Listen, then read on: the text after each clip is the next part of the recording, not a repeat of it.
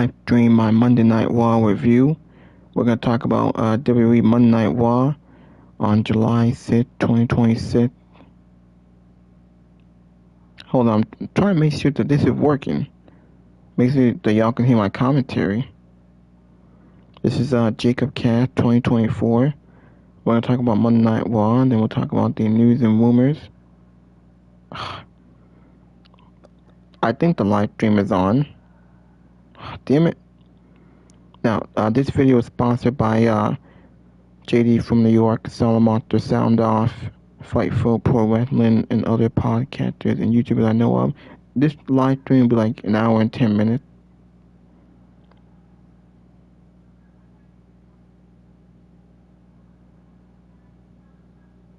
Alright, so hold on a second.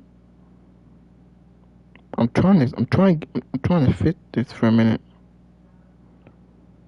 Trying to make sure that y'all can hear my live stream so I can talk about Monday Night Raw. We'll talk about what happened on the show. We'll go through the matches and the segment. Then we'll talk about some of the news and rumors. Certain things that are going on. Alright, good. Now, Monday Night Raw. The show was okay. It was decent. Now, what happened on Monday Night Raw tonight? As you guys know, SummerSlam on August 1st. Saturday main event is in Madison Square Garden on July 18th. That's in 2 weeks. The show opened up with CM Punk. That was the big shock. The shocking title change. CM Punk, as we all knew, came back in Chicago, and he wrestled Sami Zayn and won the WWE Championship match. CM Punk is now your new WWE Champion. Now we're gonna go over why that decision was made, why it happened, why it progressed the storyline between Punk and Cody. Cody Rhodes was taken out by Gunther. Gunther unleashed a brutal attack on Cody Rhodes backstage, and Cody had to be sent to the hospital and look at the X-ray scans. So he had to be replaced by CM Punk. Now that clearly they're setting up Gunther and Nick Aldis, and clearly they're setting up Punk and Cody Rhodes. Remember what CM Punk told Cody Rhodes on the Raw after Mania, that a title shot could just be handed to him. We will go into that. Now we did get Seth Rollins. He came out, addressed Roman Reigns, and said some things to Roman Reigns, hyping up that match. Now we will see Brock Lesnar and Roman Reigns next week on Raw. And then I think we're going to get a Battle Royal to see who will face Penta for the Intercontinental Championship. And then we're going to get Roxanne Perez and Io Sky next week. So those are the matches that have been official for next week on Raw. Now, what happened on the show was LA Knight confront Seth Rollins. They said some words or changed some words. They did tease a match. In case if Rollins wins, he could face LA Knight for the World Championship. They still got some unfinished business. After they were done talking, Jimmy Uso came out of nowhere and super kicked LA Knight. I don't think we saw Jey Uso, did we? Did we see Jacob? He might have been backstage. I don't know. I forgot. But we only saw Jimmy. Now we got new tag team champions. The Vision won the tag team titles back. Austin Theory and Braun Breaker defeated the Street Profits. They won the World Tag Team Championship with the help of Maxxine Dupri. Paul Heyman wasn't out there, but Logan Paul was out there. He still hurt. He tried to help him cheat with the brass knuckles, and he distracted the referee for a good bit. Maxxine Dupri came out and low-blowed Angelo Dawkins, and the Vision got the win. Theory got the pin. They won.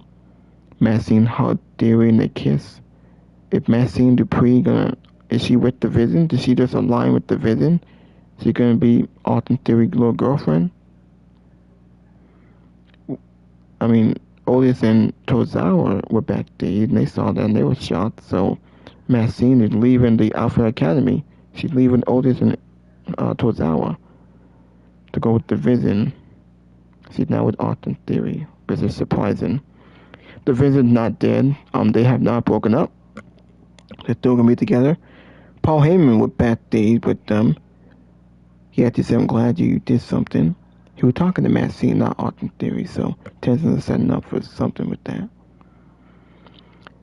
Now we did get Soruka defending her women's IC champion against Raquel. Soruka conquered Raquel. She won. Now Judgment Day tried to interfere, but Io Sky came out there and took out Liv and Roxanne. And So got the victory against Raquel. Paul Heyman came out there, hyped up the match between Brock and Oba, said Brock will destroy Oba Femi inside Hell in a Cell. We did see Oba Femi. He came out and said Hell in a Cell at the end of Brock Lesnar. We also had a tag team match with Ethan Page and Rusev. They defeated Chad Gable and Dragon Lee. They won. Rusev had the accolade on Dragon Lee and he tapped out. And he took out Dragon Lee. He put the accolade on Chad Gable. Then Joe Hendry, he came out and tried to help, and he got beaten up by Rusev and Ethan Page, and he was putting the accolade as well. I don't know why they're protecting Rusev now after all this time. Rusev and Ethan Page are tag team. I don't think they're gonna win the Battle Royal next week. That ain't happening. Why are we protecting and building up Rusev?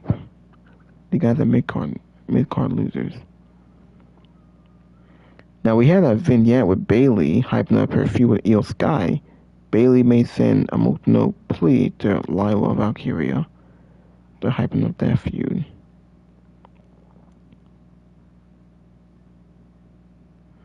The main event, CM Punk and Sami Zayn, was a very good main event. CM Punk got the victory and a shocking win.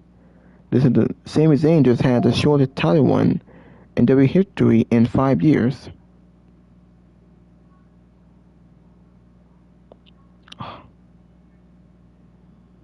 Hold on a second. Some kind of supernova. Watch out. I'm like some kind Hold on a second. Damn it.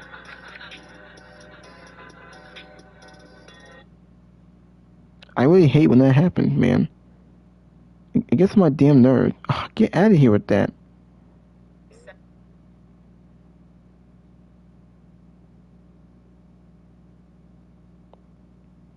Oh, whoop, my bad.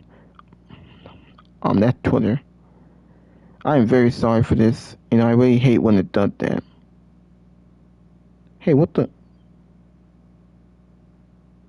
Post yourself and let your Oh, come. rate you. What the hell?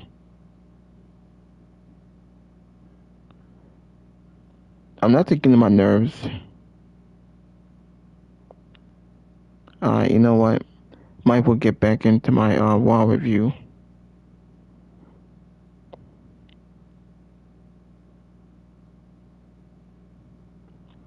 Yeah, so CM Punk and Sami Zayn was a very good main event. CM Punk had the shortest title run in 5 years. Last time we had a title run, the last like we with The Miz in 2021 when he capped on Drew McIntyre and dropped it to Bobby Lashley a week later. I might as well show y'all some of the podcasters. Now, there's also other news and rumors, like, for example, Sheamus will not re-sign with WWE. He turned down a 5-year deal. He may be leaving the company. A contract got expired in a couple of months.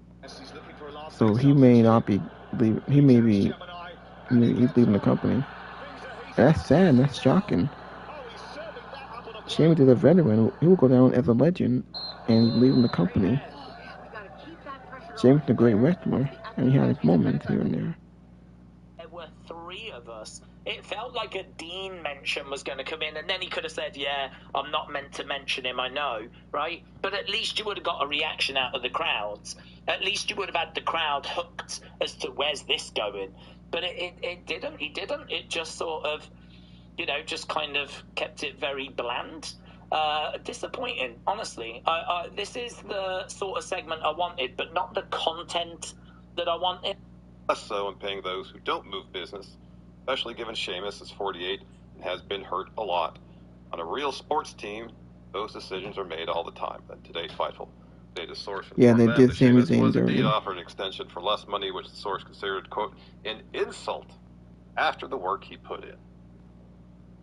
You decide you want to go to Saturday night's main event and get this on-location package where basically you sit in that club in Madison Square Garden we've talked about before. In a $2.42 super chat says, wow, 8-time champion in WWE, 9 if you count ECW.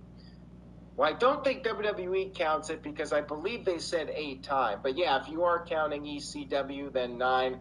I wouldn't know unless WWE said it. I obviously... Someone says this, and it will be like, I found 17 episodes where this was referenced. And it will give you the timestamps, and then you click them, and it takes you to that part of the video. So there's a lot you could do with that by putting it on, like, a website, maybe.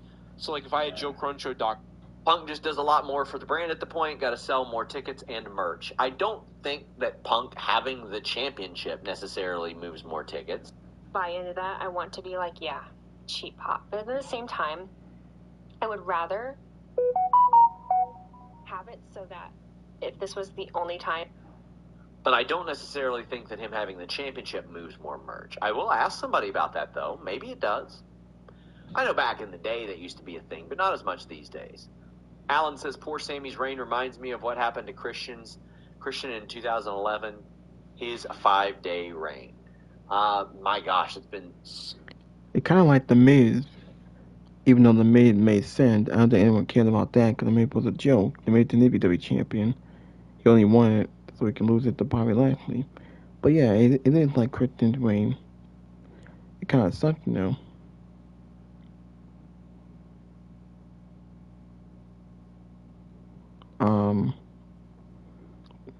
Probably going to some of the news and rumors here. The real reason Oprah won the crown. Sheamus set to leave WWE. Now, I'm not going to talk about the NBA or some of the trade that they made. That's going to be in my other video when I do NBA 2K26.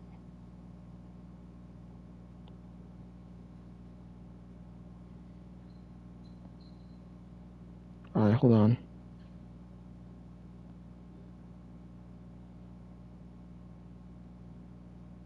Hold on.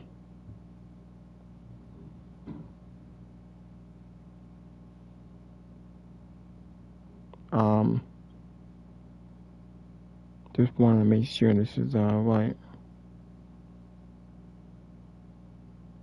This isn't about produce. It's about what you produce with it. With shift, Alright. no order is ordinary. Gonna show y'all the other podcasters. Been skipping leg day again, Arnold. Let's have my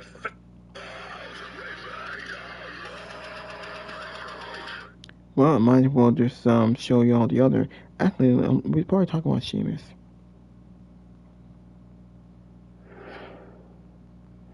What's going on, guys? Salamonster here with you on a Sunday night for a rare breaking news update here on YouTube. Of course, it's breaking news on a Sunday because I recorded the sound of earlier this afternoon, and as soon as I uploaded the show, I start getting messages from people. Have you seen the Sheamus news? Is the Sheamus news part of the show? No, it was not, because it broke late this afternoon. I was as surprised as any of you were.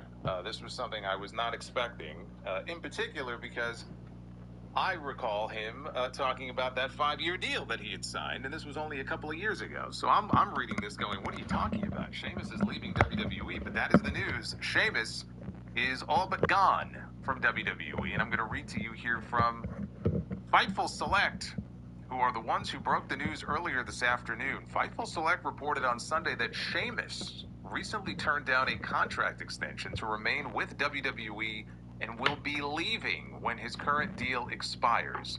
It is not clear exactly when his deal is up, but Fightful writes that they have been told his contract expires soon. The report also indicates that WWE had previously approached him about taking a restructured deal, which he is said to have swiftly rejected. Good for him.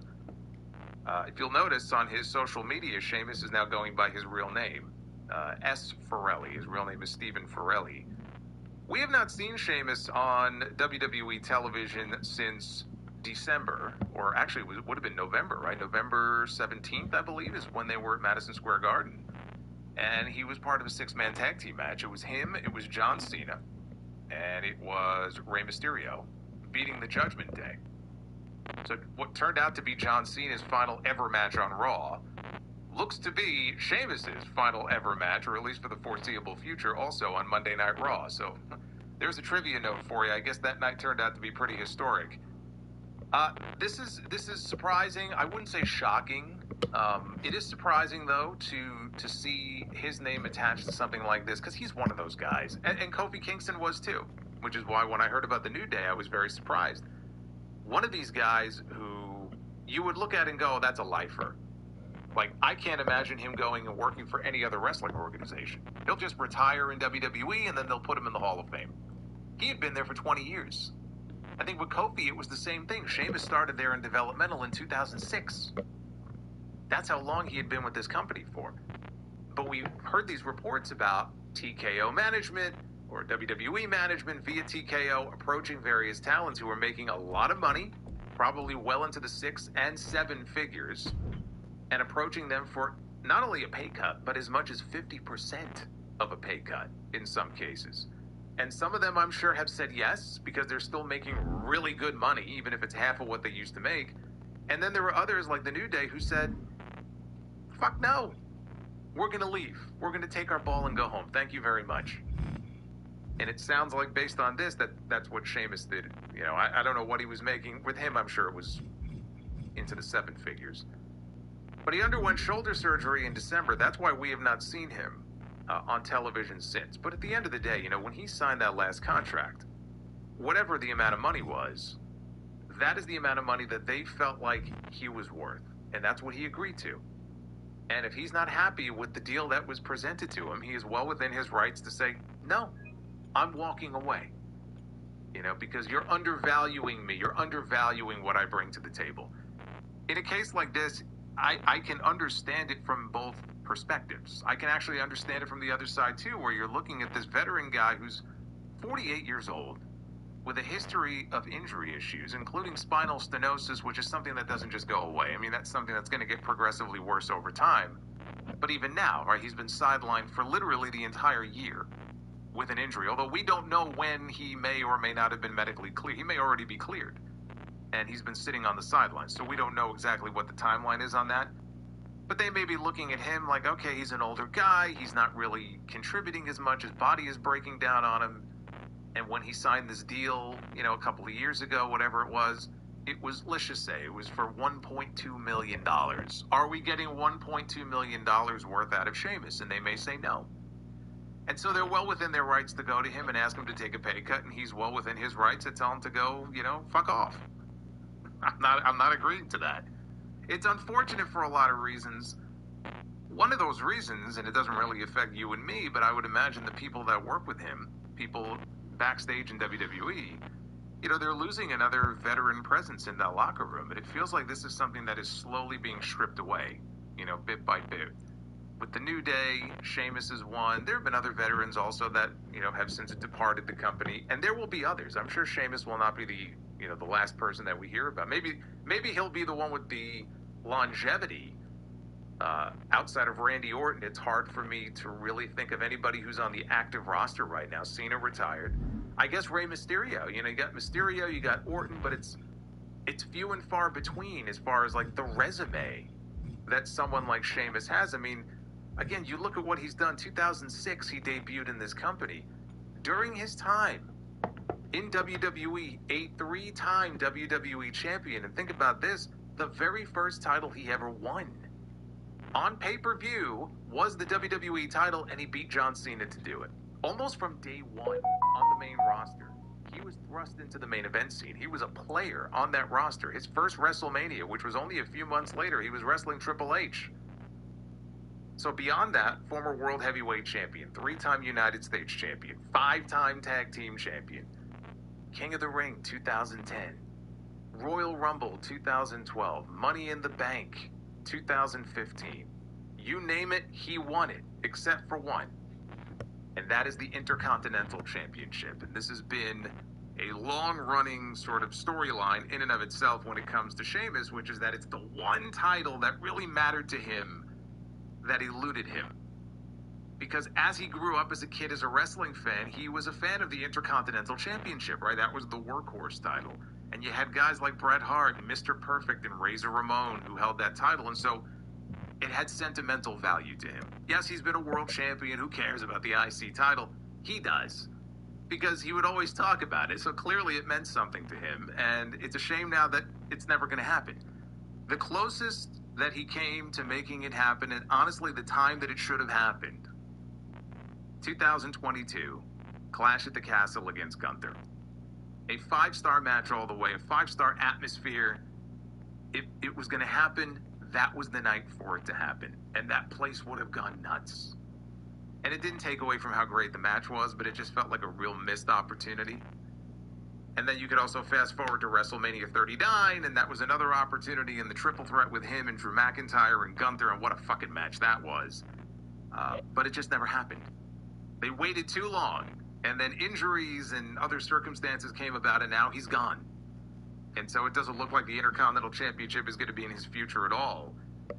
I think of other memorable matches of his. I mean, I can't say that this is a match that I remembered fondly at the time that it happened, but it's certainly memorable. The 18-second win of the World Heavyweight title over Daniel Bryan at WrestleMania.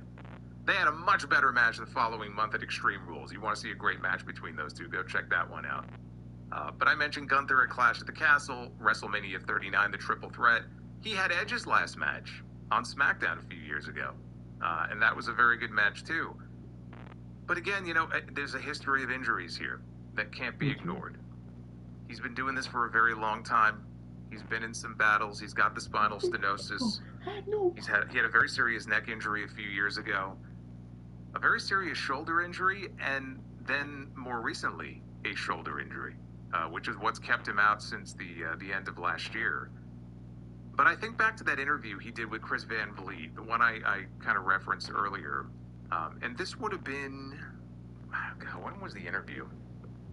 End of 2024, maybe very beginning of 2025, which is where he confirmed that he had just recently signed a 5-year deal, which again is very strange why he's about to potentially become a free agent on a 5-year deal, but Another invite? Why is everyone getting married at the same time? What about the ranch-themed bachelorette party? Gemini? In Chrome? Which of these weekends works best with my calendar? Perfect. I could totally get married on a horse. One of the things that you learn in the Army, specifically at the Army values, loyalty, duty, respect, self. Your deal, but in that interview, Chris asked him point blank, like, do you have an end date in mind as far as when you want to be done with this? I can't go in there and have bangers with the people on that. We don't know. I'm sure more news will come out.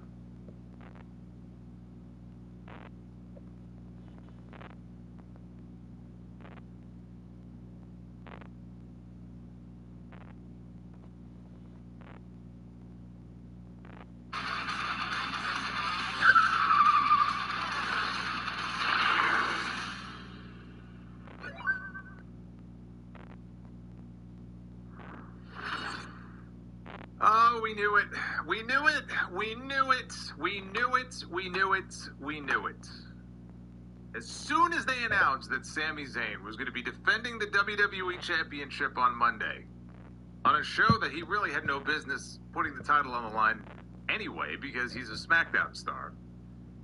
But as soon as they announced this match on SmackDown, as soon as we realized that Raw was in Chicago this week, you knew something was going to happen. Now, I didn't know it was going to go down exactly the way that it did, but I said this on the sound off, and I think most people probably had that feeling in their stomach, in the pit of their stomach, if they were a Sami Zayn fan, that this championship run was not going to last very long. Enjoy it while you can. Sami Zayn's taking pictures of himself eating pizza with the title sitting on the table. He's drinking his coffee. He's riding around town in his convertible with the championship sitting next to him. It's as if he knew, I need to enjoy life while I still can, because it will only be a fleeting moment before this championship ends up on somebody else. 9 days ago, Sami Zayn won the WWE Championship, and he won it in Riyadh. Now, he had contested for the title earlier this year in Saudi Arabia, and he lost. So he went into Saudi a second time, and he won. For the first time in his career, he won a world championship here on the main roster. And I had people saying, well, you know, the only reason they put the belt on him was because they were in Saudi. And I said, well, I mean, that's not the only reason they put the belt on him, but I'm sure they looked at where they were going to be and they said, hey, if we're going to do this, right, this is as good a time and as good a place as ever, because you know the kind of response he's going to get. And he won the championship, and everybody there went crazy, and it was this great moment for him. And now tonight, Raw was in Chicago. And there's another superstar who happens to be from Chicago. All of a sudden, WWE is about these great hometown moments. Maybe this bodes well for Chad Gable in Minneapolis at SummerSlam. Let's hope. But they made the match. It was going to be Sami Zayn and Cody Rhodes for the WWE title. We got a bait and switch. We did not get Cody Rhodes wrestling Sami Zayn in the main event of tonight's show, like we were supposed to. Because Gunther showed up and he took out Cody Rhodes at the very beginning of the show. He slammed a car door on his head. And Cody had blood coming down part of his face. This was a show-long storyline tonight. Cody ended up not being medically cleared. And so all of a sudden we had an opening in the main event. And wouldn't you know, if you think back to a promo that CM Punk had with Cody Rhodes after WrestleMania this year, what was it again? What was it that CM Punk said to Cody Rhodes in that promo? You never know when a championship opportunity may fall out of the sky.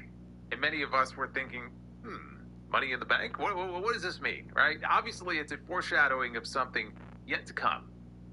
We just didn't know exactly what it was.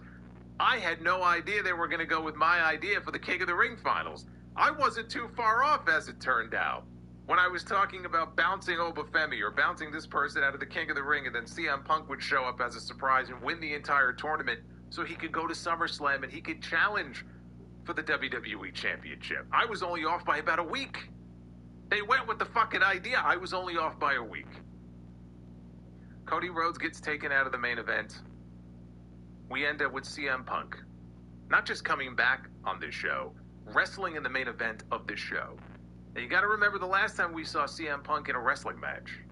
He was defending the World Heavyweight Championship in the main event of WrestleMania as a Raw star. And so the very next time we see CM Punk in a wrestling ring, he's challenging for the WWE Championship. Which effectively, now that he's won it, spoiler, we have a new WWE champion. That now officially puts him on SmackDown. So this was their way of basically getting him off of Raw and making him the new face of Friday nights. Unless you want to say QB1 and QB2 with him and Cody Rhodes. I can't even, before I even talk about Sami and everything that happened on this show and everything that happened in the main event tonight, I can't even sit here and really be too mad, because look at the main event that we got on this show. How fucking great was that main event tonight? I mean, I can't go any further without putting that match over.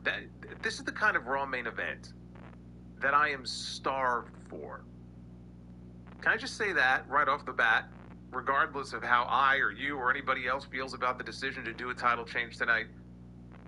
I feel like we are in an era right now of WWE television. This goes for Raw and SmackDown. Where so many times, so many weeks I come on here and I talk about the show and I'm like, either it was just a straight up bad show, or it was a good show, or it was a show. And it just feels like rarely does anything of any great significance actually happen. Rarely do you see a crowd as loud and electric as this crowd was in Chicago. And I've said before, I think Chicago is the greatest wrestling city in the world. Just consistently over the years. I say that as a New Yorker. I think Chicago is the best wrestling crowd. Obviously, CM Punk is beloved because he's, Chicago-made, Chicago-born, Chicago-bred. This was his big return. He was going to get a big reaction regardless. But from the moment he got into that ring and the bell rang, and that main event started, the atmosphere in that building, it felt like a pay-per-view main event. And I can't remember the last time I watched a Monday Night Raw and saw a match that had that kind of atmosphere for a main event. I wish we could get that more often. I wish you could just bottle it up and they could take it with them from city to city every Monday night. They had just an excellent main event. When it was over, it was the predictable outcome. The moment CM Punk walked down to the ring, I even pointed out when the match began, you could see the pyro laying on the stage in preparation for something that was going to happen at the end of this show. And I don't think they were going to give Cody Rhodes his full entrance if he was to come out at some point during this main event. So that kind of gave it away as far as what the outcome of the main event was going to be. CM Punk is once again a world champion here in WWE. Almost 15 years to the day that he won his first WWE championship from John Cena at Money in the Bank. I believe it would have been in that building in Chicago. Here we are in 2026, and Punk, it's like bar hopping, right? And Punk is straight edge, so he doesn't even drink. You're hopping from one bar to the next, right? A few months ago, it was the World Heavyweight Championship. Now, he's got the WWE title. Does CM Punk need the WWE Championship? No, he doesn't. He didn't need the World Heavyweight Championship. But he ended up having what I thought was a strong run with it heading into WrestleMania. So now they put the title on him. And why did they do this? They did it because they have SummerSlam coming up at US Bank Stadium. And they are lagging behind what they were doing for last year's SummerSlam. I pointed this out on the podcast yesterday. Now, it's two different stadiums. This one's a little bit smaller. But when SummerSlam rolled around a year ago, they had over 50,000 tickets sold for night one and about 60,000 for night two. And at last count, they were in the mid-20s for each night of SummerSlam this year. We're less than a month out. It's a two-night stadium show. WWE wants to go with what they feel are going to be the biggest possible attractions on that show, the biggest main events that they could do. We got Roman Reigns and Seth Rollins going one-on-one. It's 2026. We still have Roman Reigns and Seth Rollins wrestling in the main event. That's ridiculous. We have CM Punk in main events. Kind of ridiculous, right? You got to admit. And I know a lot of people are going to look at this and go, man, why can't we got to get something new. We got to get somebody younger in there. I will point out to you, by the way, okay, you can't talk about age in this case. Sami Zayn's 41 years old, okay? Everybody's talking about LA Knight. LA Knight's, 42, 43? It's less a matter of age and more a matter of people being sick and tired of the same shit over and over and over again.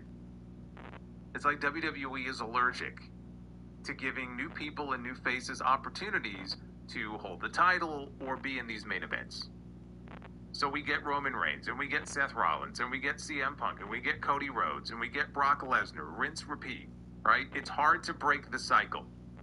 This idea of Cody fatigue, that people are just so sick and tired of people they're calling him the Golden Boy now on television. They've actually turned it into a fucking nickname on TV. Oh, he's the Golden Boy, right? But that's how a lot of fans feel. They're sick and tired of Cody Rhodes. They were very happy to see Cody Rhodes lose the championship at Night of Champions. Maybe not so happy about Sami Zayn winning the belt because there was a lot of hate coming Sami's way for winning that belt. But people are looking for something new. They're looking for something different in the main event scene. This is a spot that Sami Zayn had never been in before. Sami Zayn has been with this company, at least in terms of being on the main roster, for a decade. And in that time, he had never been a world champion before. And at times, it felt like maybe it was never going to happen, right? So even though he's been around forever, him winning the world championship was something different. And there were a lot of people who embraced it. And at the same time, they also felt really happy for him. Because here's a guy who worked his ass off, had great matches, was always very reliable, very entertaining in whatever role they would put him in. And so finally he had his moment of glory, right? He had his moment in the sun. And I never expected it to be a long run. I mean, I told you guys that. I said, don't expect anything long. By SummerSlam, he's going to drop the belt. If he even makes it to SummerSlam. I was thinking maybe Saturday night's main event. He may not make it beyond Madison Square Garden. I had no idea that they were going to take the belt off of him 9 days later. Even I have to sit here and I look at that and I go, you couldn't give the guy one successful title defense. Not one. He did not get one successful title defense, and yet there have been worse. Talk to Rey Mysterio. Rey Mysterio knows what it's like to go from the highest of highs in hour 1 to go to the lowest of lows in hour 2. Okay, it could have been worse. It's kind of hard to believe, but it could have been worse. But I think a lot of the anger that you're going to see from people, it's not even a matter of, oh, Sami Zayn. It's a matter of, we're tired of Cody Rhodes. We're tired of the same old, and it was nice to just get the belt onto somebody else, and let's give somebody else an opportunity to run with it and see where it goes. And they never even thought to extend it out until SummerSlam, because for SummerSlam they want the biggest possible match they can do, which is very clearly going to be CM Punk and Cody Rhodes. Although I would argue there is no reason that Sami Zayn should not be a part of that match. My hope coming into this show tonight was that when it was over, somehow, even though I wasn't expecting it, but my hope was that somehow Sami Zayn could squeak by. And then maybe we get a triple threat match. Punk's going to come back. You get Punk, you get Cody, you get Sami, triple threat at SummerSlam. Why not? You still get Cody and Punk in the ring together. They can still do that. If Cody Rhodes is going to end up being in a championship match at SummerSlam, and he wants his rematch, well, then why would Sami Zayn not deserve a rematch? Now, knowing WWE, they'll just have Cody against Sami in a non-title match on television in a few weeks, and Cody will fucking beat him. And that'll be the end of it. As if this isn't bad enough, they'll shovel some more dirt on the corpse, and they'll do the singles match they want to do at SummerSlam. But honestly, if you just look at it logically, both men deserve a rematch. It should be a triple threat. That's the only way that Sami Zayn is going to get on this SummerSlam card. Unless Johnny Gargano stops planking and he rises from the dead and they want to do fucking Sami Zayn and Johnny Gargano. It's a fucking main event match. Okay, they're not doing that at SummerSlam. The only way Sami Zayn gets on that SummerSlam card at this point is if they turn this into a triple threat scenario. Otherwise, we are looking at a very real possibility that he doesn't even make SummerSlam this year, which would be a huge slap in the face because he's been the best part of that Friday night show now for a few months. So, you really want to kick the guy in the dick, that's how you do it. So I get it. I get there's going to be people very upset. I said coming into this, I'm torn. I'm torn. Because on the one hand, I fucking hate that they took this championship off Sami in 9 days.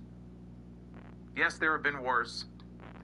You could have given him a little more time. There was no reason not to put the belt on him and at least let him run with it and get 1 or 2 defenses under his belt. There was no reason for it.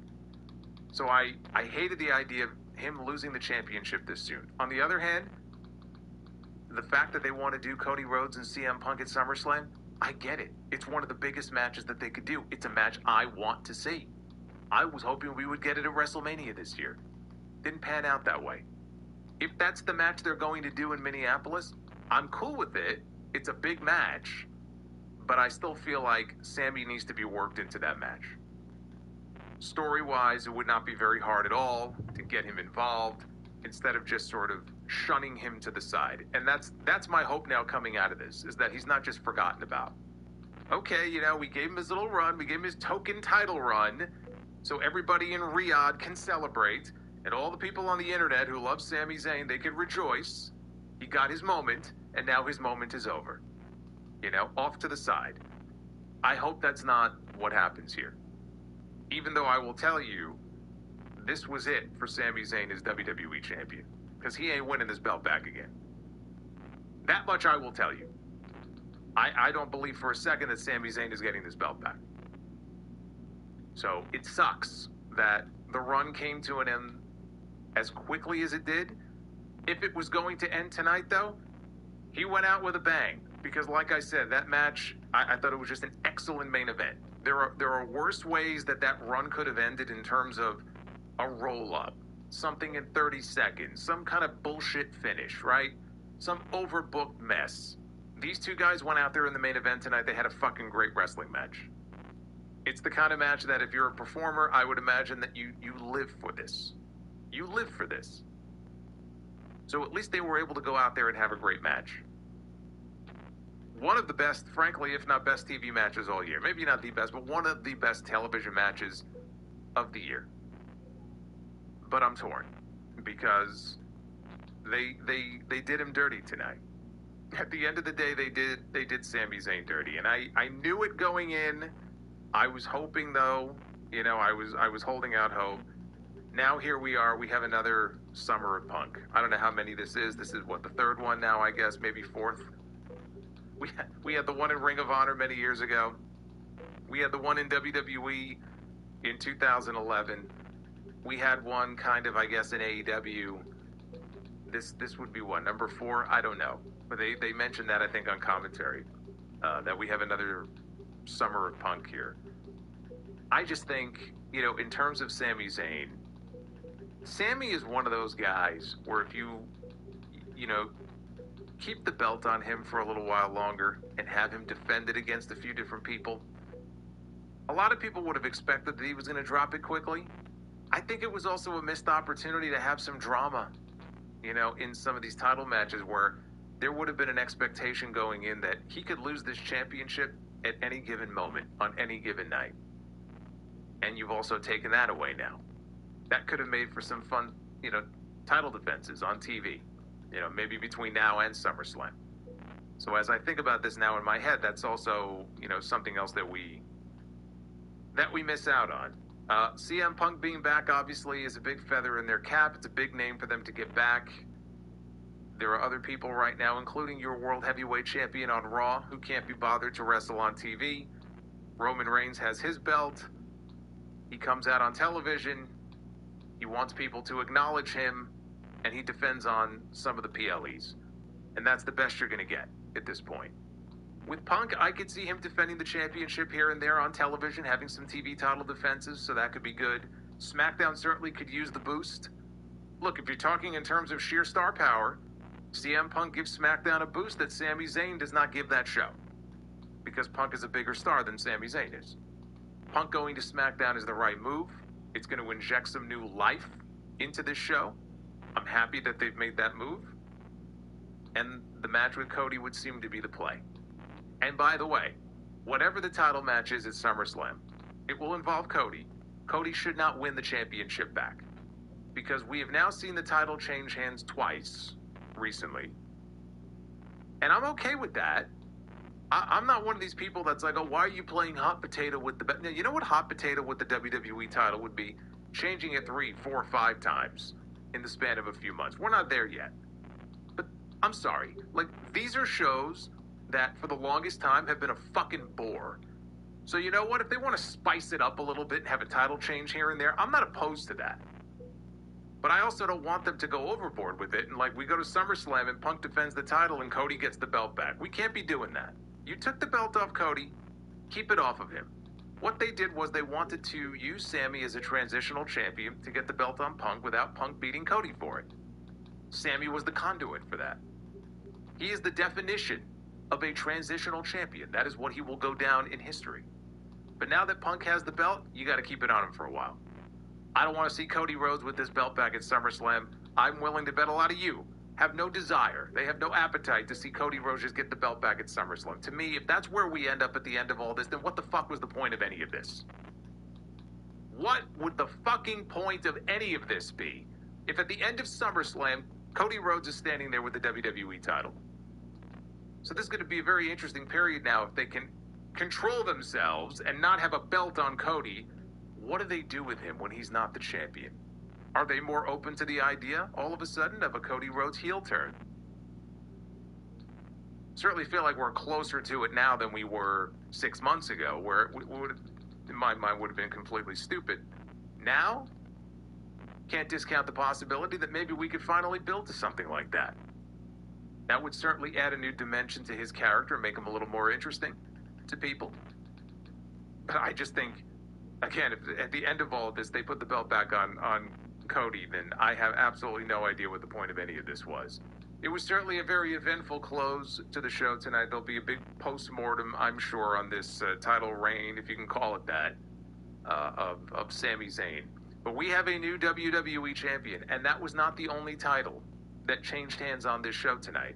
We also have new tag team champions. The Vision. This is not what I was hoping for. In fact, there have been reports of late that the Vision could potentially be going the way of the dinosaur. That there is an internal discussion, and maybe there still is an internal debate in WWE about, do we split them up? Do we keep them together? Either way, Braun Breaker and Paul Heyman are going to be kept together, which is fine. I think the Vision, it's past its expiration date. I mean, fuck, you could say the same thing about the Judgment Day at this point. Just blow them all up. What they did tonight on the show was the exact opposite. They made it seem like the Vision is going to be not only kept together, they're going to add new members to the Vision and try to make it even stronger. They put the tag team belts right back on them. Maxine Dupree turned heel. So I guess Maxine Dupree now is the first official female member of the Vision. So the Vision ain't going nowhere for a while. Braun Breaker was back on the show tonight. I was hoping to see him out there spearing Theory out of his boots. Instead, he's just doing what he usually does. I mean, he lost to Seth Rollins. He doesn't seem terribly bothered by it. He didn't seem terribly pissed off or upset. And the focus wasn't even on him tonight. The focus was on Maxine Dupree. Of everybody in the Vision, the focus tonight was on Maxine Dupree. And Braun Breaker, like Logan Paul, was just sort of in the background. Not a fan of that.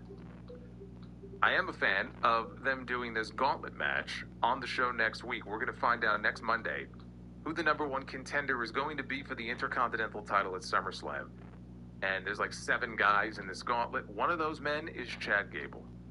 And I will tell you now, if anybody, and Javon Evans is in there too, and Dragon Lee and Rusev and Ethan Page, if anybody but Chad Gable wins that gauntlet next week, I don't know what the fuck we're doing. And that includes Javon. I don't know what the fuck we're doing here. Javon Evans should not be going to SummerSlam to wrestle Penta for the Intercontinental Championship. One man should be going to Minneapolis, in his hometown, to wrestle for that championship, coming off all the momentum he had with the AAA match, which was only not even a couple of months ago. That man is Chad Gable. They have one job next week on the show, which is to put Chad Gable over in the gauntlet and send him to Minneapolis to wrestle for the Intercontinental Championship. And hopefully that is the way that will play out. But that gauntlet next week, considering some of the talent that's in there, that should be really good. Like, they've done gauntlet matches on Raw before. Some of them have been kind of a bore. And then some of them could go the length of an entire hour. And some of them have been really good. There was actually a really good one many years ago that Seth Rollins was in. I don't think he won, but I don't remember what the match was or what the circumstances were. So that's coming up on the show next week. We had no Roman Reigns. We had no Brock Lesnar on the show tonight. We did hear from their SummerSlam opponents. They were on the show. I will also point out it was yet another week without a single Women's World Championship defense by Liv Morgan since she won the title at WrestleMania. They have just completely given up on the idea of her putting the belt up against anybody. They're just going to wait until SummerSlam. She'll defend it against Io Sky, and hopefully she will fucking lose. Because this is by far the worst Women's Championship run that I have ever seen. Like, this is awful. This is absolutely awful. They have given her nothing to work with. Stephanie Vaquer is unavailable. Whatever the issue is, visa, whatever the fuck it is, she's unavailable. They have no idea what to do with this woman. You talk about being caught flat-footed. I could just imagine when the news was delivered to them in the meeting. Hey, we don't have Stephanie. We may not have her back for a while. What do we do? Well, we'll just have her come out with the other members of the Judgment Day every week. She'll be a manager. We got nothing better for her to do. It's unbelievable. Yet another week of no title defenses. Amazing. We got a lot to get into here. It was a very eventful show. I will say that. We need more Raws like this. I actually thought on the whole, I would say it was a good show. Because it didn't bore me. This is how I grade these WWE shows now. Because so many of them are just so lackluster. It just feels like if I missed this show, I really didn't miss anything, right? I like it when shit goes down. That's important. That we can talk about. Whether it makes you happy or it pisses you off. At least something happened. And there were multiple things that happened on the show. We're going to talk about them. This is your Raw Netflix review. It is Monday night. It is July 6th, 2026. I am the Solomonster.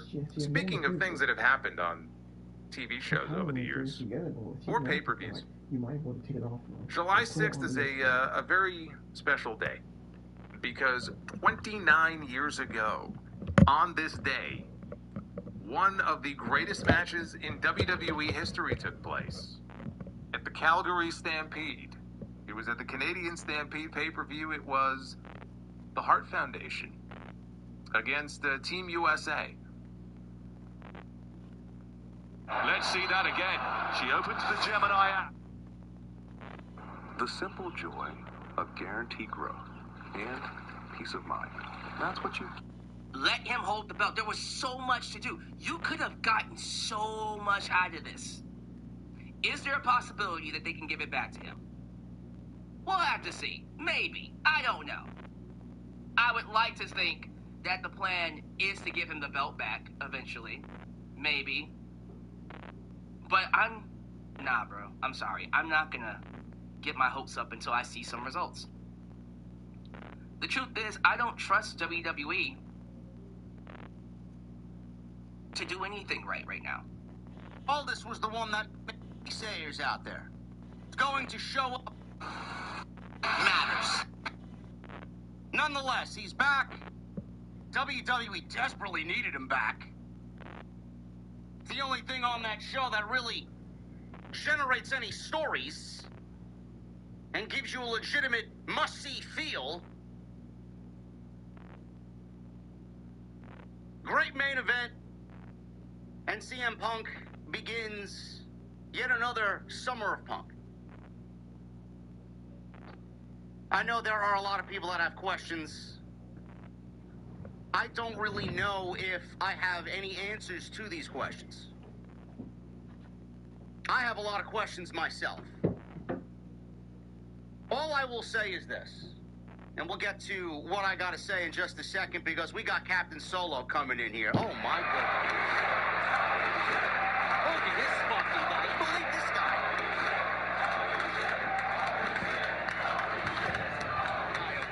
This fucking guy over here with a $100 super chat, man. Oh my goodness. Captain Solo with a $100 super chat bomb. I'm in a damn good mood tonight after that awesome main event. Just thought I'd buy a round for the venue with my boy JD. As far as the former champ is concerned, ride or die these nuts, says Captain Solo. You know what?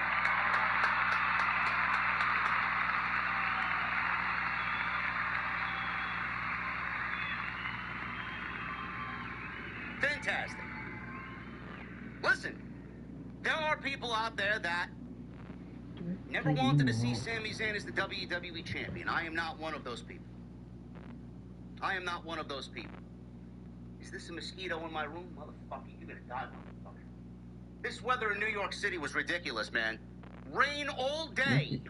All day. I'll get you in a second. I'm gonna kill you live on stream. Wherever you may be. Anyway.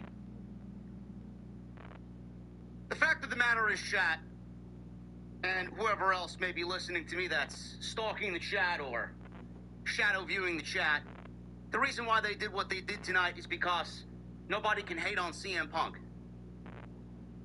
I think for better or worse, CM Punk is universally loved by a lot of people. CM Punk is universally respected by a lot of people. The reason why WWE substituted Cody Rhodes with CM Punk is because what they planned to do tonight would have absolutely fucking bombed with Cody Rhodes in the main event. If they had Cody Rhodes win the WWE Championship tonight, this administration and this creative team would have been scrutinized worse than any other part of 2026. 100%. They figured, let's put CM Punk in there. Nobody can really hate on it. This was our original plan. This was our original plan with Cody, but it's not going to go over well with Cody. We'll just put Punk in there so we all look like geniuses. Sami Zayn was given the WWE Championship in Saudi Arabia for a moment. All the people getting upset about Sami Zayn holding the WWE Championship, all of your words fell on deaf ears. You're a bunch of fucking idiots. He was never meant to be WWE Champion. He was never long for this world as WWE Champion. Me and all the other people that are relatively intelligent here tried to tell you that, but everybody was arguing with a fucking wall about ratings and attendance and Sammy's not making any money and all this other nonsense. Sami Zayn was never meant to do any of those things. Sami Zayn more than earned a WWE title next to his Hall of Fame resume. Sami's story deserved to have a payoff for the WWE Championship. At this point, anybody but Cody Rhodes. That's the reason why they gave CM Punk the WWE title. Anybody but Cody.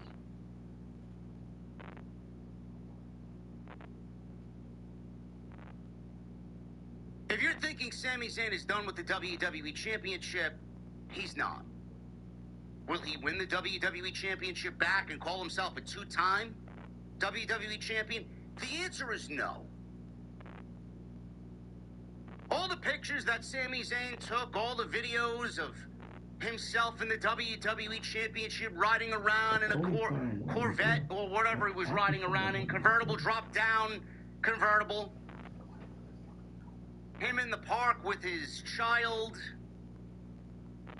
And next to him on the same set of swings was the WWE Championship, acting as if the title was his other child. Sami Zayn out to lunch with the WWE Championship.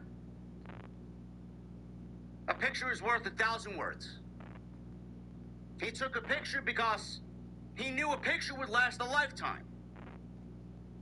In reality, he knew his reign was going to last only 9 days. Sami Zayn's not done with the WWE title. He will be in the main event. He will be at SummerSlam. And he will be in the ring with Cody Rhodes and CM Punk. The reason why I say this is because you're not actively going to leave Sami Zayn off the SummerSlam card. That is absolutely fucking egregious. That is deplorable. That is downright pathetic. And I don't think WWE, no matter how much they're fucking terrible at what they do, creatively, they're not going to leave Sami Zayn off the SummerSlam card. That would be insane to me. You don't leave somebody like that off the SummerSlam card after making him the WWE Champion and having him pin Cody Rhodes at the last PLE. Sami Zayn will be at SummerSlam. Sami Zayn will be in a match with Cody and CM Punk. I am of the belief that there will be another triple threat match. The one thing that you guys don't really understand, for all the Sami Zayn naysayers out there, Nick Aldis was on administrative leave. He is the general manager of Friday Night SmackDown. Adam Pearce filled in for Nick Aldis on Friday Night SmackDown this past week. He was the one who told Sami Zayn that he would be showing up on his show to defend the WWE Championship in the main event of Monday Night Raw. His show in Chicago. Sami Zayn's a SmackDown talent. Sami Zayn is the WWE Champion. And the WWE Championship belongs to Friday Night SmackDown. This decision was made by the general manager of Monday Night Raw. His name is Adam Pearce. His name is not Nick Aldis. So now with Nick Aldis back from administrative leave because he was on the show tonight and he was in Nick Aldis was in Adam Pearce's face. We'll get back to Friday Night SmackDown. There will be complaints by Cody. There will be complaints by Sami Zayn.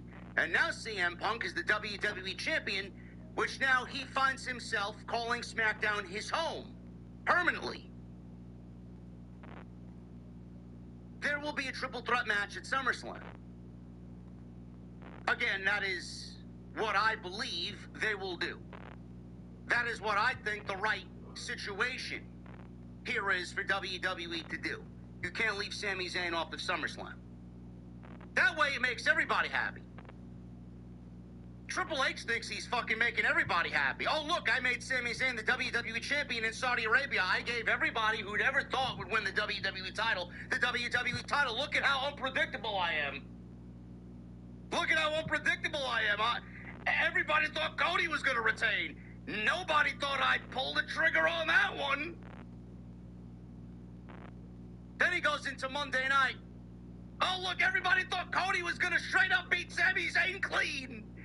Everybody thought Cody was going to wrestle Punk at SummerSlam and win the title back. He substituted Cody Rhodes for CM Punk. He took the belt off of Sami, which he never wanted to put on Sami Zayn long term anyway. He gave Sami a moment. He took the belt right off Sami Zayn after giving Sami Zayn a moment. And he put CM Punk in Cody Rhodes' place. And he saved a Monday Night Raw in Chicago from being a complete fucking failure. Sami Zayn got his moment. Cody got taken out of the main event. CM Punk won the title. CM Punk now moves to SmackDown. Sami gets inserted into the main event of SummerSlam along with Cody Rhodes and CM Punk. And Triple H gets Cody Rhodes and CM Punk in the same ring together in the main event of SummerSlam. He's looking like a fucking genius to himself.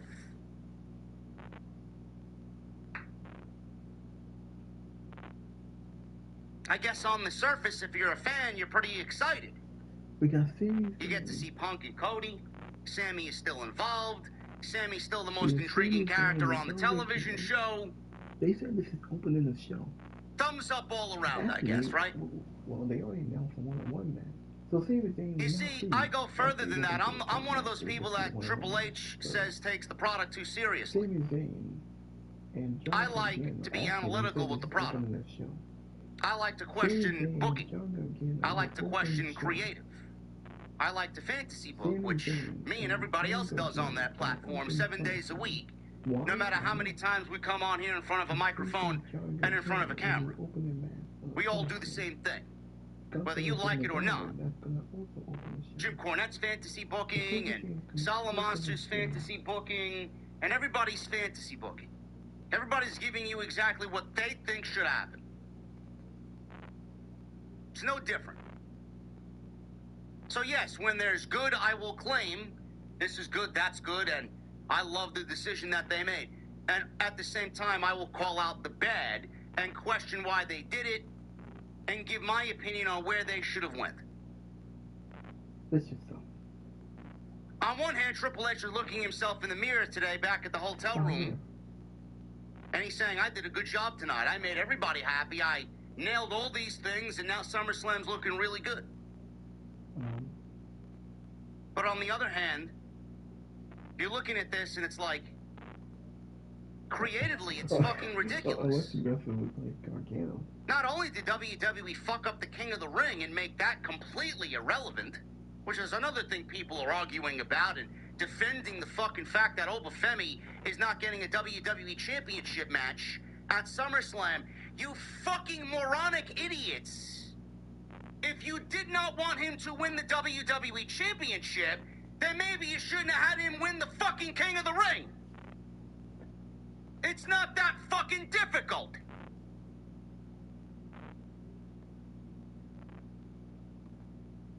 CM Punk just shows up after 3 months, and yes, he must be a fortune teller in his off time.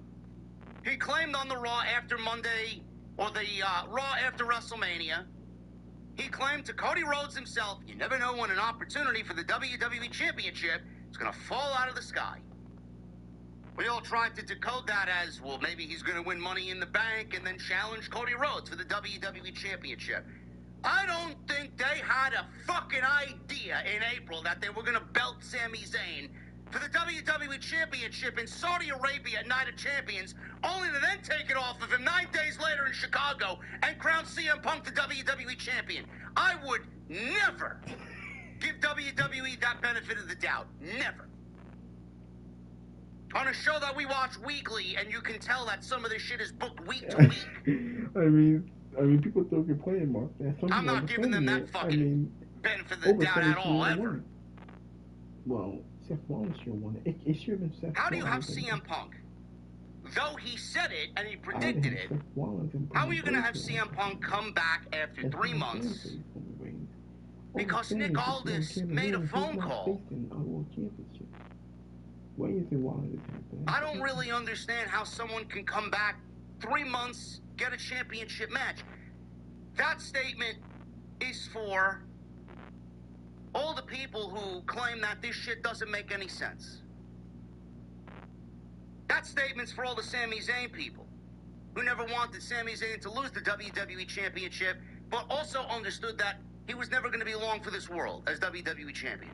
9 days is ridiculous. SummerSlam was a little bit more tolerable. All because it's Chicago and CM Punk told AJ Lee that he'd be home in 20 minutes? That's enough to make CM Punk the WWE Champion. The last time we saw CM Punk, he told everybody he was never going to take a vacation like Roman Reigns, disappeared for 3 months. We heard rumors of him having problems with WWE Creative. He lost to Roman Reigns at WrestleMania, hasn't wrestled once on television, walks right into the company on Monday night, and wins the WWE Championship. If you think that makes sense, I'm also dating Tiffany Stratton or fucking Blake Monroe. No, it doesn't. It doesn't make any sense. And all because it's CM Punk, and CM Punk is one of the most popular guys in the company, and CM Punk is looked upon as someone that everybody loves. I gotta call a spade. I gotta call out the bullshit no matter how much of a fan of CM Punk I am. Doesn't make any sense. This is the same company that had Seth Rollins lose in the first round of the King of the Ring tournament. Lose the King of the Ring tournament. Show up 3 weeks later and challenge Roman Reigns for the World Heavyweight Championship. What exactly did Seth Rollins do outside of beating a tag team specialist in Braun Breaker? Yet he's in the night 1 main event. Well, I guess night 2. Roman's not going to main event night 1. Now he's in the main event of SummerSlam with Roman Reigns. Same King of the Ring. Obafemi actually won the tournament. This is the same company, by the way, on the same show. Obafemi wins the King of the Ring tournament. He goes on to challenge for the WWE or World Heavyweight Championship. Brock Lesnar attacks him, calls out Brock.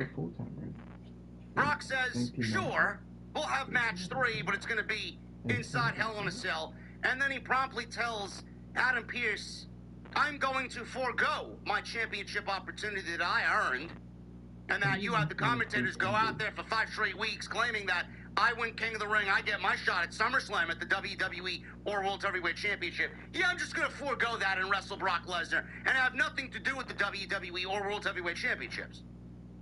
Same show, by the way. Yet CM Punk just walks right on through the fucking backstage area, coming out from wherever he was into the building through the garage area in his wrestling gear. I'm ready to fight. Triple H, put me in, boss. And he wins the WWE Championship. Does anybody understand how ridiculous all that sounds? It is all over the place. It is legitimately all over the place.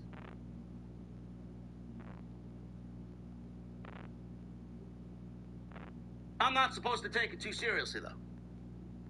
I'm not supposed to ask questions. Triple H doesn't want us questioning what he does on week-to-week television. Yet he said all this to Stephen A. Smith, who's probably one of the most critical individuals on the entire ESPN platform. I wonder if he told Stephen A. Smith, don't complain about the NBA season next season, bro. Just have fun with it. None of it made any sense. The only reason that WWE did what they did tonight is because they booked themselves into a fucking corner.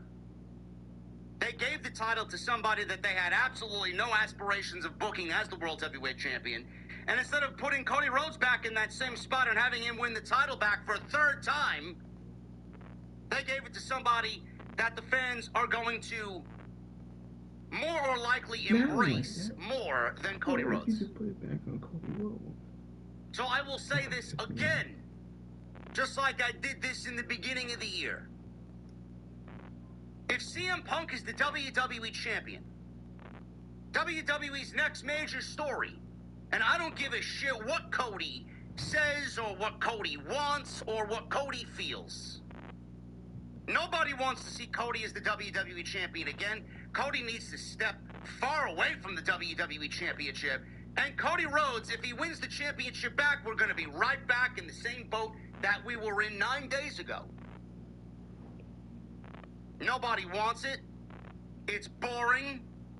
And it's something that actively drives the television show further down and makes it worse. At least CM Punk is now moving to Friday night to give that show on Friday night much needed legitimacy and much needed star power. I don't give a fuck what Cody wants. The next major storyline coming out of this is Cody Rhodes going heel. I don't know how they construct it. I don't know how they tell that story. I don't know what the catalyst will be to get Cody to that next level. If this doesn't start the Cody Rhodes villain arc, I don't know what does. The man had something taken away from him that he earned on Friday.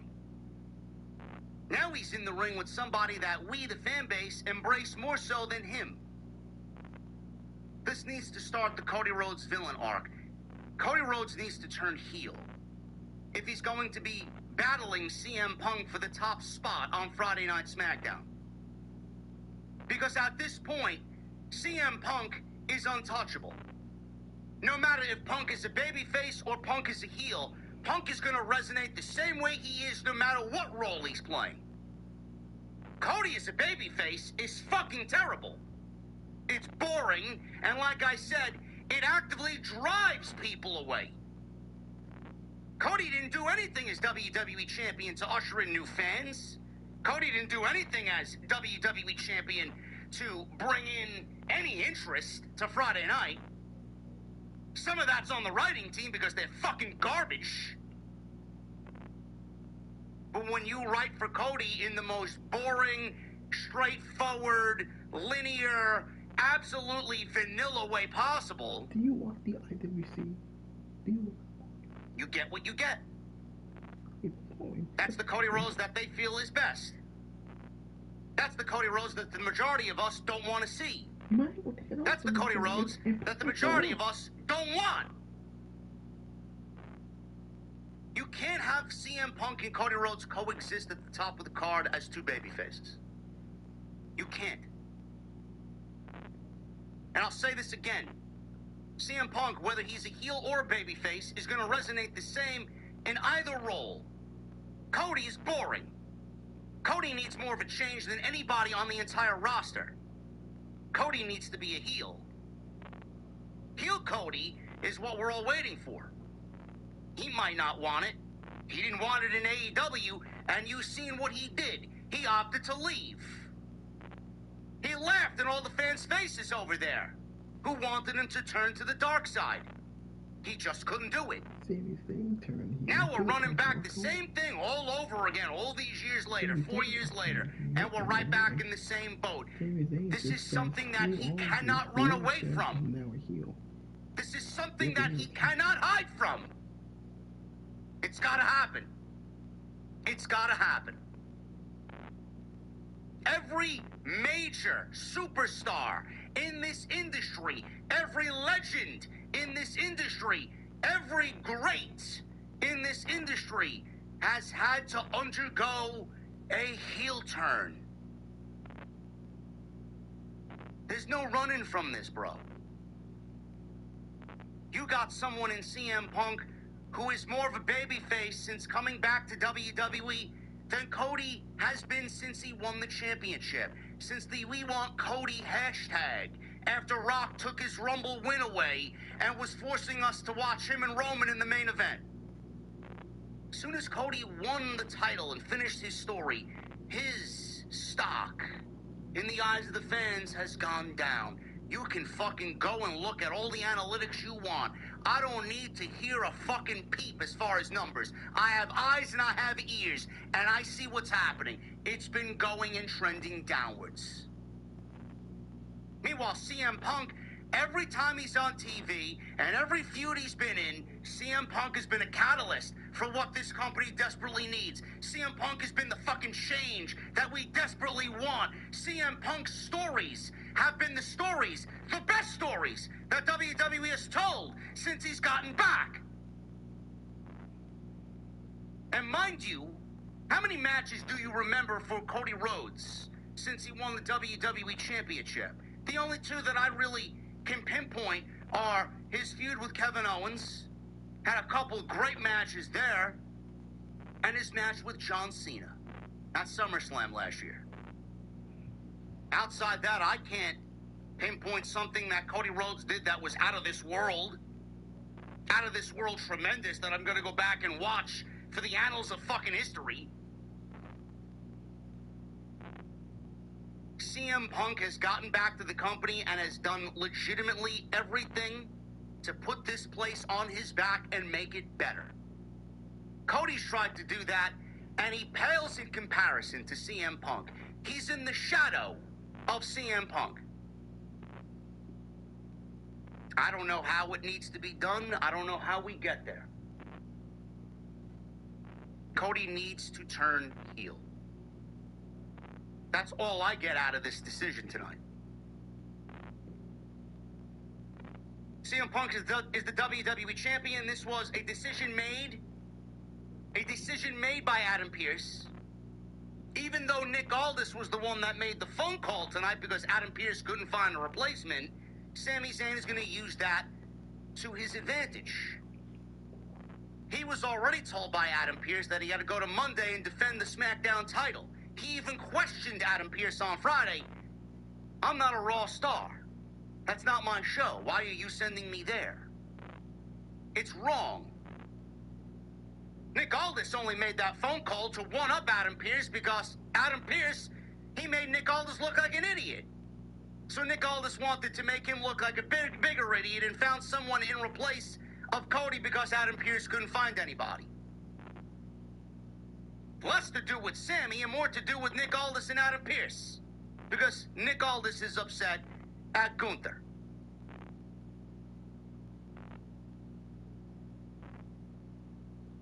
That's how I feel about that. You can question me all you want. Cody this, Cody that, Cody needs to be the champion. Cody doesn't need the WWE Championship. He never needed the WWE Championship. The one time he needed the WWE Championship was for him to tell his story. They took it off of him at WrestleMania, put it on John Cena, they gave it back to him. And now he loses it to Sami. And now Cody's going to be in the main event with CM Punk at SummerSlam, hopefully along with Sami Zayn. The other thing that I wanted to bring to everybody's attention was, why does WWE need Cody Rhodes and CM Punk at SummerSlam with the title on the line? In their eyes, it's a bigger sell. It's a bigger sell to the mainstream audience. It's a bigger sell on the marquee because they're not doing too well with the SummerSlam tickets. I don't even think they're at 30,000 tickets, and we are 3 weeks away from the show. 3.5 weeks away from the show. They're not even over 30,000 either night. Last year they did 60 and 50 respectively for night 1 and night 2. WWE's got a lot of tickets to sell, chat. They got a lot of tickets to sell. What sounds better to you on the marquee if you're floundering on buying tickets to SummerSlam in Minneapolis? Cody Rhodes versus CM Punk non-title, or Cody Rhodes versus CM Punk for the WWE title, and then add Sami Zayn? They got a lot of tickets to sell. I agree. I wanted this match for WrestleMania. Never mind. Seth Rollins was injured, and everything got fucked up. This was supposed to be your WrestleMania main event. Not Randy Orton. CM Punk and Cody Rhodes. Roman Reigns and Seth Rollins. You're getting that, at least on paper, almost exactly. Minus Sami Zayn at SummerSlam. Do they need the WWE Championship? No. No, they don't. If anybody tells you they need the WWE Championship, those people are fucking stupid. CM Punk and Cody Rhodes doesn't need the WWE Championship. There's enough there that they can manage to give us a great fucking match and a great story without the WWE Championship. But they are afraid. WWE is incapable of booking Cody Rhodes in anything but WWE Championship matches. They don't know how to book Cody in a non-title situation. It doesn't need the title. But my question to you is, if we did that, where does Sami Zayn go? Who does Sami Zayn wrestle? Who does Sami Zayn defend the WWE Championship against at SummerSlam? Gunther? Nobody wants to see that. They got tickets to sell. Gunther isn't putting asses in seats, and neither is Sami. Together, they're not doing anything together. We've been there, done that. If you do that match again, Gunther would have to become the champion. WWE doesn't want Gunther as the champion, and neither does the fan base. Gunther's aura has been killed. You can't put Gunther in a situation where he absolutely has to win the championship because nobody wants to see him as WWE champion. So again, I ask, if you do Cody and Punk non-title, who does Sami Zayn defend the title against? Jey Uso. Bro, that ain't even an opening match for SummerSlam. It's not even an opening match for SmackDown. It's not even a fucking main event on YouTube match. It's a match that nobody wants to see. Yeet to your heart's content. Nobody gives a fuck. Again, I ask, who does he defend the title against? On SmackDown. Kevin Owens is out. Damian Priest is a shell of his former self. McIntyre would rather film movies. Who does he defend the WWE title against in the marquee? They booked themselves into a corner. They booked themselves into a corner. Triple H made a moment and needed to get himself into a SummerSlam situation that did not include Sami Zayn as the WWE champion. They booked themselves into a corner for the almighty moment. The glorified Triple H moment. And he needed to undo that to fix SummerSlam, because if you went into SummerSlam with Cody and Punk, Sami Zayn is the WWE champion, Sami's got no opponent. This is the state of the creative. So now we're looking at WWE giving us Sami Zayn, Cody Rhodes, and CM Punk at SummerSlam. We just got done with a triple threat match at Night of Champions. We're basically running another triple threat match minus Gunther. And what they did at Night of Champions was largely fucking great. That was a great match. And we're running the same main event back at SummerSlam potentially. It's not official yet because I'm assuming Sami's going to complain. We're running the same triple threat match minus Gunther in the main event of SummerSlam. Because Triple H needed to make a moment. He booked himself into a corner. They didn't think. He wanted to give Sami a moment, and he needed SummerSlam to be big, and he couldn't have SummerSlam without the WWE title on Cody or CM Punk. Which is why we're in the decision, or why we're in the situation rather, and why he made the decision to do what he did tonight.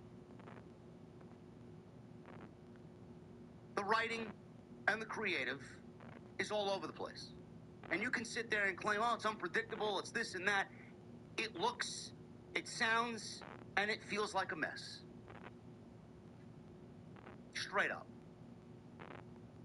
And this is coming from a huge CM Punk guy. Am I unhappy CM Punk is the WWE champion? No. No, I'm not. I can't hate on Punk. CM Punk was the MVP of this fucking place for the first half of the year. Or at least the first quarter of the year, the first 4 months of the year, then he went away. He was putting on fucking bangers left and right. He was the wrestler of the year in WWE for the first 4 months. He owns match of the year in WWE with Roman at WrestleMania. Then he went away for 3 months. And now he's back. I can't hate on CM Punk. There will never be a WWE where I don't want to see CM Punk as the WWE champion. But WWE put the belt on Punk because Punk is a better option than Cody. WWE put the belt on Punk because it's a better option than Cody, and Triple H is addicted to making moments. He made a moment with Sami, but he never wanted to make Sami Zayn the WWE champion. But he realized he had SummerSlam to book, and he can't go into Minneapolis with Sami Zayn as the WWE champion and book Cody versus Punk, the match he wanted, non-title. Who does Sami wrestle? Cody and Punk is a main event match, but it's not for the title. Sami Zayn defends the title against Tomb, and if I find somebody to wrestle Sami, it won't be the main event, and the WWE title will be belittled to the opening match. It's a mess, no matter how you look at it. So you could sit there and watch me, and I know you're already fucking typing a comment. JD hates on everything. JD hates this. JD's not a fan of pro wrestling. Blah, blah, blah, yada, yada, yada. The fact of the matter is, it's a fucking mess. No matter who the champion is. Keep the title on Sami, he's got no opponent. Keep the title on Sami, Triple H is having a fucking mini stroke in Gorilla because he can't put the title on the line against Punk and Cody. He's got to make a moment, though, in Saudi Arabia, but he can't take Sami Zayn into SummerSlam as the WWE champion. If Sami goes into SummerSlam as the champion, who do I put him against? So now he's stuck with the triple threat match that we just did at Night of Champions, minus Gunther. Now Punk's involved. But it's SummerSlam, it's not Night of Champions, so it's going to be bigger, it's going to be better, and it's going to be a sold-out crowd. It's a mess. It's a mess. On top of what I just stated moments ago, Punk walks in, gets a championship match after we just held King of the Ring and had to waste 5 weeks of our television. A King of the Ring tournament which Rollins didn't win, but he's in the main event of SummerSlam. A King of the Ring tournament in which Obafemi won, and he forgoes his title opportunity. But in walks CM Punk. In walks CM Punk. He probably fucked his wife before he got to the building, put on his wrestling tights, took a fucking Uber from wherever he is in Chicago. 20 minutes later, he's fucking winning the WWE title. Yeah, you want me to fucking sit here and claim that this shit makes sense and to have fun with it. Oh man, Triple H is unpredictable. Triple H pulled the wool over all the IWC. Give me a fucking break. Give me a fucking break. God.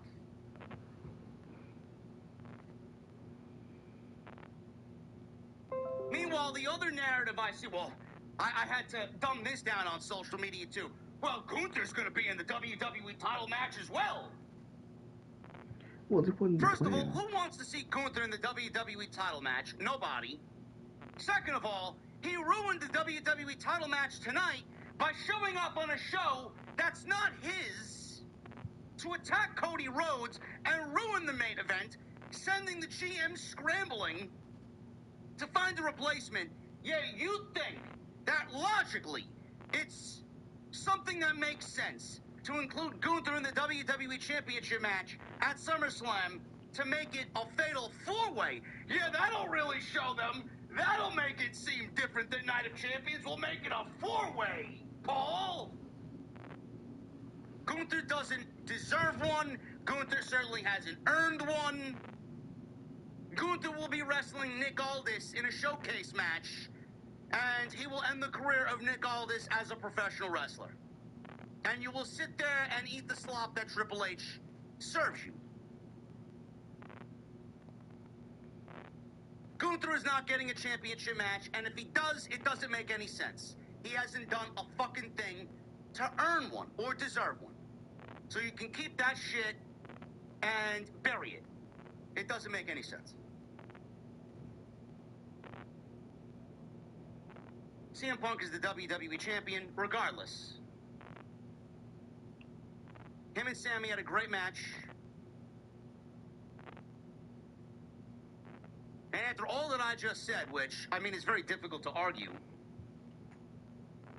am I happy that CM Punk is back? Yes. Am I happy that CM Punk is the WWE champion? I can question it till I'm blue in the fucking face. Do I hate it? No. I don't. But I got questions. I got a lot of questions. And I'm very confused as to why they do what they do and why they make the decisions that they make. But we're supposed to have fun with it and not take it too seriously, so he's really riding that narrative and really pushing the fans' patience. Do I think Sami Zayn deserved more than 9 days? Yes. 100%. Sami Zayn earned more than 9 days. Over 13 years, he's earned to be WWE champion. He's worked hard to be the WWE champion. No matter what you think of him or what he looks like or his political beliefs or whatever the fucking case may be, he's earned the right to be WWE champion. Where most of the naysayers haven't earned the right to even fucking lift a 5-pound weight, you fat slob. Continue to lift the fucking bag of Cheetos, you fucking fat slob. These are the people claiming that Sami Zayn is out of shape and Sami Zayn should be bagging my groceries at fucking Whole Foods. It should have been at least SummerSlam, at least. But you know what? This isn't a competent creative team. A competent creative team, a creative team that has their heads connected to their fucking shoulders correctly, they would have gotten it right. This writing team does nothing right. This writing team is very reckless. This writing team is very flighty. And this writing team couldn't book themselves out of a fucking wet paper bag. But they want to be unpredictable. They want to be, oh man, we'll show them. Great. The reason why you're in the situations that you're in is because nothing seems planned. Nothing is given a foundation to stand on. There's no beginning, middle, and end. There's no A, B, C, D. WWE just throws shit at the fucking wall and whatever sticks, yep, that's what we're doing. We'll go with that. Fantastic. He earned and deserved more than 9 days. A good writing team would have gotten him there. This writing team is not the writing team to get him there. We're going to go over this show. All in all, excellent main event. I thought tonight's Monday Night Raw was probably top 3. It's a low bar. Top 3 Monday Night Raw this year in 2026. We're going to go over it. How we got there. How we ended up with the main event that we got. The outcome. The whole vibe in Chicago. And what WWE is slowly piecing together for SummerSlam. We will go over it today right here on Off the Script. This is your Monday Night Raw post show for your July 6th, 2026. You guys are awesome, man. We got 3,700 people in here, man.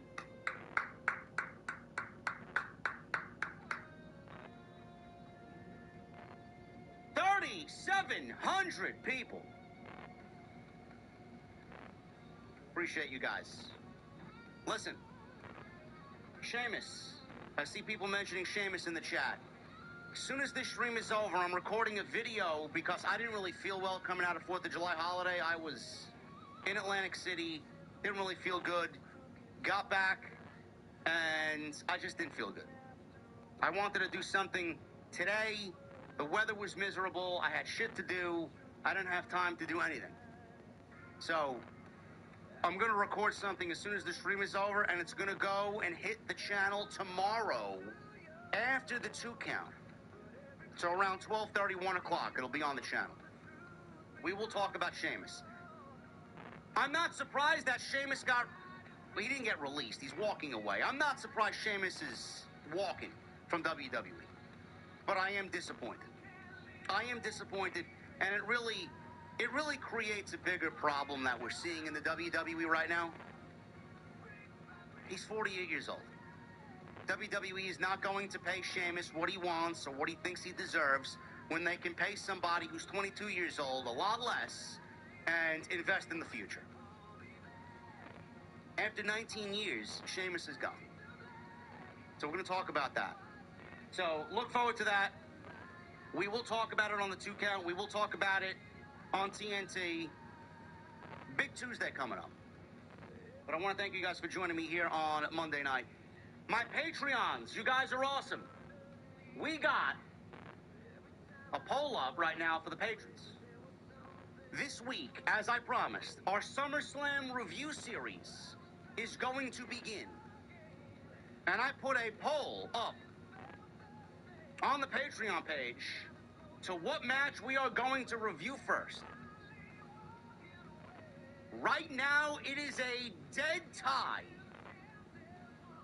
The 4 choices are 1992, Bret Hart, British Bulldog, 46% of the vote. SummerSlam 93, Bret Hart versus Doink/Jerry Lawler, 3% of the votes. I'm actually kind of disappointed that match only got 3%. I love that fucking match, and I love the environment in Detroit. Bobby Heenan was excellent on commentary as well with Vince there. 1994, Bret Hart versus Owen Hart, steel cage match, only 6% of the vote. And 1995, Shawn Michaels, Razor Ramon ladder match, 46% of the vote.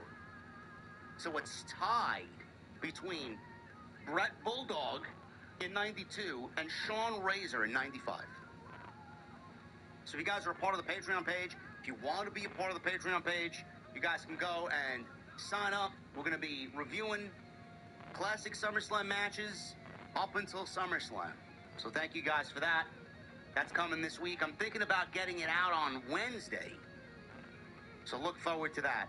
Q&As are going to be coming this month as well. We're going to be doing it big. We're going to be doing it up. So thank you guys very much. Additionally, I was cleaning out the basement, and I found a hidden stash of off-the-script baseball bat beer mugs and a huge stash of off-the-script baseball caps. We're going to be doing what we do on 2 count. We're going to be taking everybody's super chats, putting you guys in a wheel, and we're going to be spinning the wheel at the end of the night. And lucky people, every stream, up until we get to SummerSlam, are going to be winning some exclusive merch that really nobody has, and that I usually bring with me during conventions or if I'm doing a meet and greet somewhere. You guys are going to get the rest of this stash, and we're going to get rid of it. So I'm looking forward to that. We'll start that, I think, on Friday. I got to set the wheel up. I got to make sure everything's right. But I want to get these items and this merch in the hands of people that will use it and will enjoy it. So that's coming as well. And I appreciate all the support there. Follow me on social media at JD from NY206, Twitter, Instagram, TikTok, and Cameo. Hit that subscribe button down below. Turn on the bell for notifications. Hit that thumbs up. Let's try for 1,000 likes tonight. And the super chats are open. Get them on in. We will hang out at the end of the show. I think what you guys are doing tonight as far as the super chats, $10 and up will be on the wheel Friday. $10 and up will be on the wheel Friday.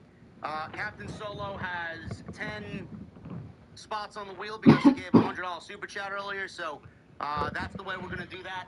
So it will be retroactive. Anybody that donates tonight will get in on Friday's wheel to win 2 items. 2 items right here on Off the Script. So I appreciate you guys very much for all the support. If you guys want to get them on in, get them on in. We'll have some fun with that. Then he's like, there's another one over there. He's 5. And the kid himself held up the number 5. He's 5 years old. I was that boy. I sat in these stands, and all I ever wanted, when I cashed in at WrestleMania in the main event to take Roman's main event, that was so I could stay close to Roman. And I know that sounds petty, and it was, but I truly believed in my heart that if I put in the work, if I sacrificed, if I worked hard, and I believed in myself, I could still achieve all of those dreams. I believe that Roman Reigns and I were running the same race, but boy, Chicago, I was wrong. It occurred to me a couple of years back, Roman Reigns said something about me that changed everything for me. He admitted to the fact that he worked 10 times less than I did, and he made 10 times more than I did. And he said that bullshit with such bravado that it made me want to puke. Because for me, it was never about the money. For me, it was never about making billions of dollars living in some mansion in South Beach. For me, the reward, Chicago, was the work. It was the hustle. It was the grind. It was the ability to come in here and make something for yourself.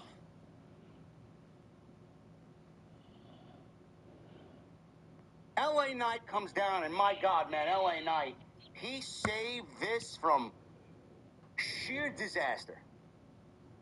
Like, the fans could not give a single shit about Seth Rollins' promo.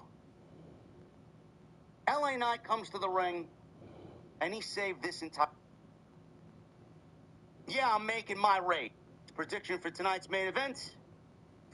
Nick said he's trying to for Yeet Man. And that's something that Triple H needs to live with. They didn't do him any favors. Oh, because he beat John Cena and retired John Cena, they thought that was all going to be erased. No, it's going to live in history. It's going to live forever.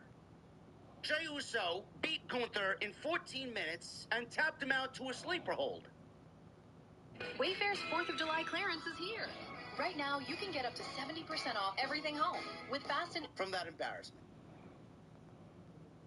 You took a legit killer. You took a legit final boss and killed his aura because you wanted Yeet Man to become the world's heavyweight champion. A reign, by the way, which sucked and completely failed. Jey Uso, they sacrificed Gunther for the worst big match wrestler in the entire fucking business. Quote me. But at least he's got Jada Parker, though, right? That's all he seems to care about, because his in-ring ability clearly isn't measuring up. Fucking ridiculous. I don't think Gunther's ever going to get back to where he was.